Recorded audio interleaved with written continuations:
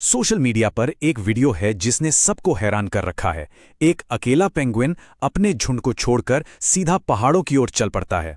अब ये क्लिप असल में 2007 की एक documentary encounters at the end of the world की है, लेकिन आज भी ये वही सवाल खड़ा करती है जो था। तो सवाल यही है कि आखिर एक पेंगुइन अपनी जिंदगी का सोर्स यानी समुद्र उसे छोड़कर पहाड़ों की तरफ क्यों जाएगा, जहां मौत निश्चित है। इंटरनेट पर तो लोगों ने इसे इंसानी भावनाओं से जोड़ दिया, डिप्रेशन, अकेलापन। पर क्या ये सच है या इसके पीछे कोई और ही कहानी है? चलिए इस मामले की तह तक चलते हैं। जहां ज्यादातर लोगों को इसमें एक इमोशनल कहानी दिखी, वहीं विज्ञान हमें एक बिल्कुल अलग ही दिशा में ले जाता है। ये सिर्फ एक उदास पेंगुइन की कहानी नहीं है। हो सकता है इसके पीछे प्रकृति का कोई अजीब नियम छिपा हो। तो इस वायरल पहेली को सुलझाने के लिए हमें सबसे पहले उस दुनिया में चलना होगा जहां ये पेंगुइन रहता है, क्योंकि उसकी इस अजीब हरकत का जवाब उसके घर अंटार्कटिका में ही छिपा है। तो चलिए सबसे पहले अंटार्कटिका के माहौल को ही समझते हैं। एक ऐसी जगह जहां दूर दूर तक जिंदगी का कोई नामो निशान नहीं है। आखिर वो इन पेंगुइन्स का घर कैसे बन गई? ये अपने आप में ही एक बड़ी पहेली है। एक तरफ है जानलेवा ठंड और दूसरी तरफ यही ठंड इन पेंगुइन्स के लिए जिंदगी की वजह भी है। लेकिन भाई ये कैसे मुमकिन है?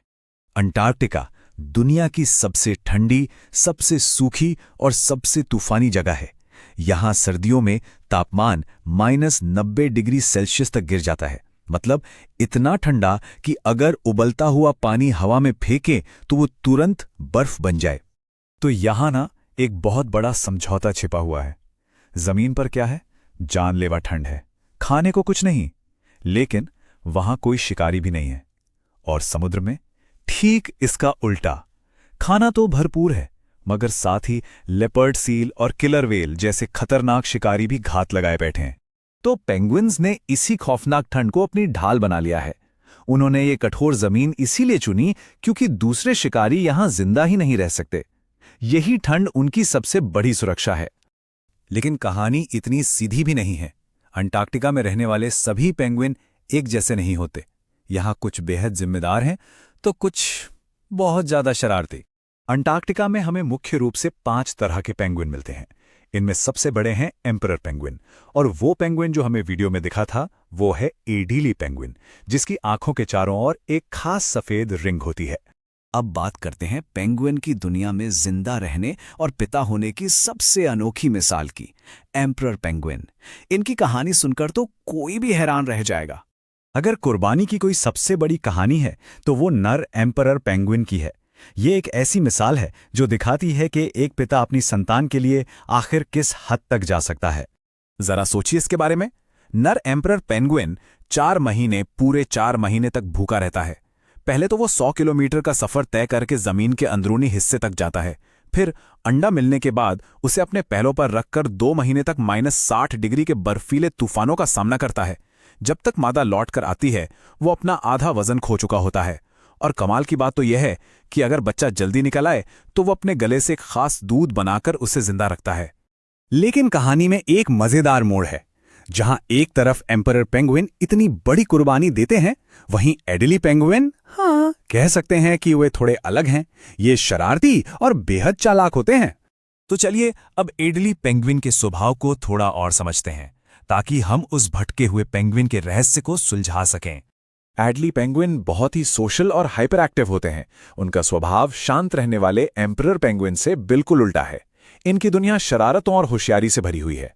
इनकी चालाकी का अंदाजा तो इसी बात से लगाया जा सकता है, अंटार्कटिका में पत्थर किसी हीरे से कम नहीं होते, क्योंकि उन्हीं से इनके घोंसले बनते हैं। तो एक अच्छा घोंसला बनाने के लिए नर एडिली पेंगुइन मेहनत करने के बजाय अपने पड़ोसियों के घोंसले से ही पत्थर चुरा लेते हैं। तो फिर सवाल वहीं आकर खड़ा हो जाता है, एक इतना होशियार और सामाजिक जानवर जो एक एक पत्थर का हिसाब रखता है, वो अचानक रास्ता भटककर मौत की तरफ क्यों निकल पड़ा? वैज्ञानिकों ने इस अजीब व्यवहार को साइकोटिक ब्रेकडाउन का नाम दिया है। अब आसान भाषा में कहें तो ये पेंगुइन के दिमाग में जो बिल्ट इन जीपीएस होता है ना, उसमें एक तरह का ग्लिच या खराबी आ जाना है।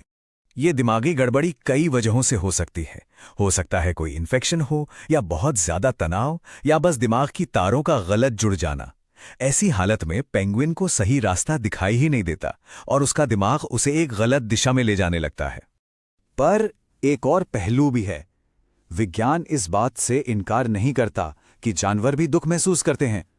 पेंगुइन अपने बच्चे या साथी के मरने पर शोक मनाते हुए देखे गए हैं। तो क्या यह मुमकिन है कि उस पेंगुइन ने भी अपना कोई करीबी खो दिया हो? अब बात करते हैं उस पेंगुइन के आखिरी सफर की, और ये भी कि फिल्म बनाने वालों ने आखिर उसे बचाने की कोशिश क्यों नहीं की।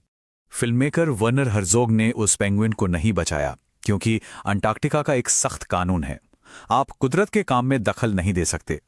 और वो अकेला मुसाफिर तब तक चलता रहा जब तक वो आंखों से ओझल नहीं हो गया। तो आखिर में हम एक गहरे सवाल के साथ रह जाते हैं।